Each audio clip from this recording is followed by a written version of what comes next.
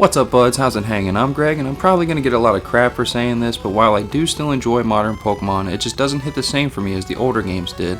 I'm one of those Gen 2 boomers who thinks Gold, Silver, and Crystal are the best games in the franchise, and the last generation that I was fully engrossed in was X and Y. It was the perfect mixture of an older Pokemon game and the 3D era, but still Gen 2 was my favorite, which is why I'm incredibly happy that I came across the ROM hack that I'm going to be talking about in this video.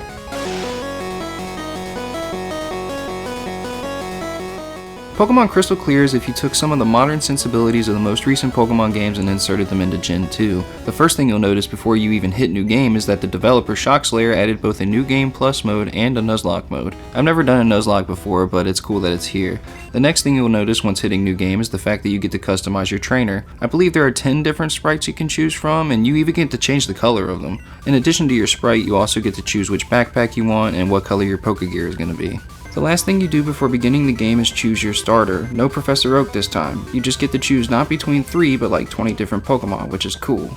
Unlike the original game, you can actually start from anywhere in Johto or Kanto, which is why you don't get your first Pokemon from Oak. Each town has a difficulty level indicating how hard it would be for you to start there, so I decided to go the baby route and started in Pallet Town. Oh hey look, it's Red's mom. Wait a minute, I can battle her?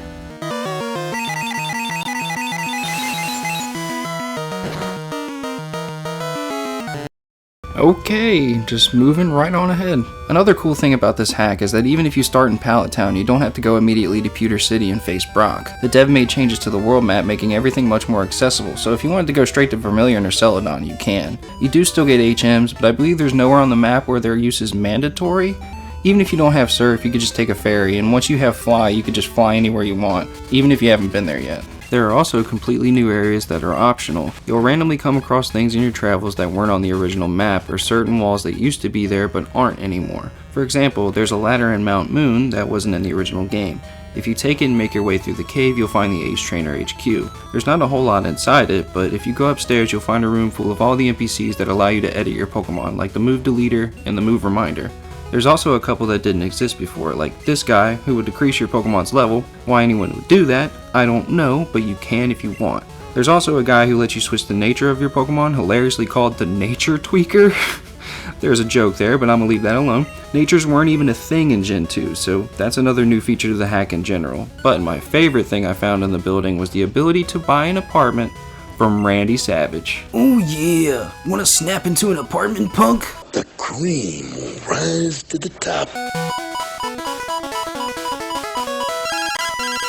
Right outside of the HQ, there's also Grizz's lab, where he does experiments on Pokemon, allowing them to learn moves outside of their typing, like a Sunflora who can use fire moves, like Fire Spin and Ember. Battling this thing honestly made me feel like I got hit with confusion and didn't know the rules of Pokemon anymore. Do I hit it with fire or do I douse it in water? I honestly don't know. During my travels, I also came across a ranch ran by an Ekans-obsessed cowboy named Noak, who's implied to be related to Oak if you can believe it. He has a golden Ekans named Lasso, and I'm a bit jealous. I want a golden Ekans named Lasso, but alas, I have to settle for a regular Snubble. Snubble.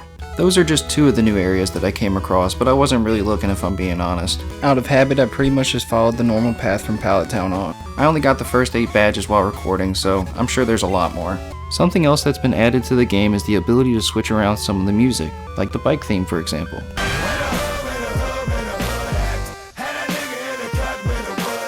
Yes, that's real, and it's hilariously awesome. The DMX bike theme isn't the only non-Pokemon music in the game either. For example, Guile's theme from Street Fighter plays during the Lieutenant Surge gym battle. And an old western sounding song plays when battling against Noak. I'm pretty sure even this game's title screen music is just Mega Man 3's title screen music.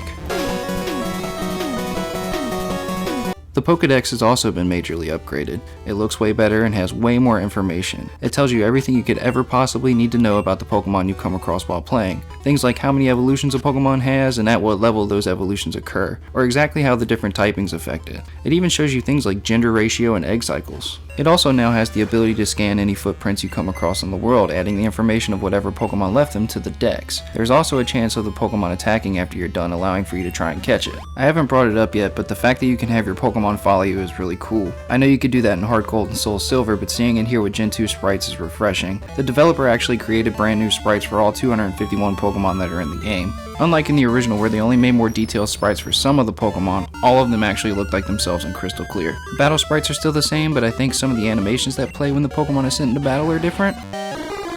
Did I just get hip thrusted at by a tree? You're goddamn right. Cast it into the fire! If you're someone who wishes that Pokemon games were more challenging, then you'll have another reason to like this hack because it's way harder than the original. The gym leaders actually scale to your level, so you're never going to go into any gym battle overpowered. I actually lost quite a few times. You can exit the gym and grind for a bit to beat them, but that just means the next gym leader is going to be an even higher level when you get there. When I finally made it all the way to the Elite Four, the very first member absolutely wiped the floor with me. That Blue Alakazam ain't no joke. Anyways, I think I've pretty much covered all the major changes between regular Pokemon Crystal and Crystal Clear, but there's no way I covered everything. I haven't even started Johto yet. I stopped playing after I got my ass beat by that Alakazam, but I'm excited to get back to it off camera and redeem myself. I'm coming for that ass, you blue bitch, and after I knock you out, I'm taking those spoons. I would definitely recommend playing this ROM hack if you're a Pokemon fan. It's the most fun I've had playing a Pokemon game in a long time. I played it for like 7 hours straight before turning it off the day I discovered it, and I don't do that very often. Before I end this video, I just want to take a second to say thank you to Shockslayer for putting in all the hard work to revamp one of my favorite games of all time and making it so much better. It's been a long time since I've done a review style video, but I had a lot of fun making it and I need to make myself do more. Anyway, thank you for watching, and until next time, stay happy, stay healthy, and do you. Peace nuggets.